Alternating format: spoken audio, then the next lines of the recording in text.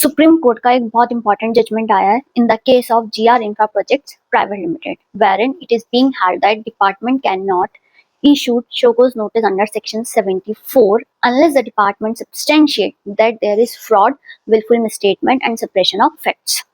इस केस को समझने के लिए सबसे पहले हम ये समझेंगे सेक्शन 73 और सेक्शन 74 में क्या डिफरेंस। 73 क्या बोलता है? सेक्शन 73 कहता है या तो हमने टैक्स पे नहीं किया, शॉर्ट पे किया, रिफंड गलत क्लेम कर लिया, या फिर ITC जो हमने है वो गलत यूटिलाइज किया या ज्यादा यूटिलाइज किया, लेकिन वहां पर फ्रॉड नहीं है, विलफुल मिसस्टेटमेंट नहीं है और सप्रेशन ऑफ फैक्ट्स नहीं है, तो आप सेक्शन 73 इन्वोक करेंगे। सेक्शन 73 में आपकी प्रोसीडिंग इनिशिएट होंगी। लेकिन अगर इन्हीं केसेस में आपका फ्रॉड, विलफुल मिसस्टेटमेंट और सप्रेशन ऑफ फैक्ट्स है तो इसके लिए आप सेक्शन 74 को इन्वोक कर सकते हैं। और इम्पॉर्टेंट बात क्या है, section 74 provides a longer limitation period, मतलब उसमें लिमिटेशन पीरियड, टाइम पीरियड ज्यादा होता है as compare to section 73।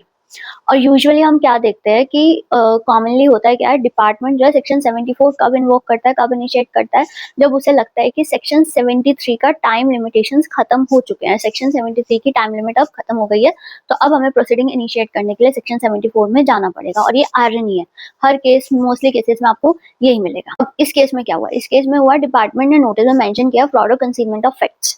Supreme court ने पूछा डिटेल्स कहाँ है फ्रॉड की, कैसे आप इस कंक्लूजन पे पहुंचे हो कि टैक्स पेयर ने फ्रॉड किया है, क्या मटेरियल कंसील किया गया है, कौन से इन्फॉर्मेशन को कंसील किया गया है, कौन से फैक्ट्स कंसील किए गए हैं, कौन से फैक्ट्स को सप्रेस किया गया है, क्या विलफुल मिसस्टेटमेंट है, आपके पास कौन से ऐसे एविडेंस है जिससे आप ये प्रूव कर पाओ कि टैक्स पेयर ने फ्रॉड किया है।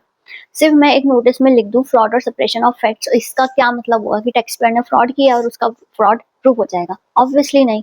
तो एलिगेशंस को प्रूव करने के लिए डिपार्टमेंट के पास फैक्ट्स होने चाहिए कि फ्रॉड हुआ है, तो उसको सब्सटेंशिएट करो ना कि क्या फ्रॉड हुआ है। सिर्फ फ्रॉड लिखने से फ्रॉड प्रूफ नहीं हो जाए। इस केस में सुप्रीम कोर्ट ने क्या कंक्लूड किया? सुप्रीम कोर्ट ने कंक्लूड किया कि जब तक डिपार्टमेंट ये सब्सटेंशिएट ना कर दे नोटिस में कि क्या फ्रॉड हुआ है, क्या विलफुल मिसस्टेटमेंट हुआ है, क्या सप्रेस किया गया है, क्या कंसीलमेंट हुआ है फैक्ट्स का, तब तक आप सेक्शन 74 इनिशिएट नहीं कर सकते। आपको सेक्शन 73 में ही प्रोसीडिंग इनिशिएट करनी पड़ेगी और विद इन टाइम लिमिट। तो जब भी आपके पास सेक्शन 74 का नोटिस आए तो सबसे पहले नोटिस की लैंग्वेज को पढ़िए कि डिपार्टमेंट क्या सब्सटेंशिएट कर पा रही है कि आपका क्या फ्रॉड हुआ है, क्या वो आपको एविडेंस दे पा रही है, क्या वो फैक्ट्स को सब्सटेंशिएट कर पाएगी, क्या आपके नोटिस में वो सब चीजें सब्सटेंशिएट की गई हैं कि आपने क्या फ्रॉड किया है, क्या वो प्रूव हो पा रहा है, क्या डिपार्टमेंट के पास ऐसे एविडेंस है। सिर्फ टाइम लिमिटेशन की वजह से सेक्शन 73 की जगह वो सेक्शन 74 तो इनिशिएट नहीं कर रही है। और अगर ऐसा है तो अपने रिप्लाई को बनाने से पहले ये सब चीजों को कंसिडर करें, सबमिशन देने से पहले इन सब चीजों को जरूर कंसिडर करें। और जहां पे जरूरत लगे तो ये GR Infra Projects का आप केस कोट कर सकते हैं।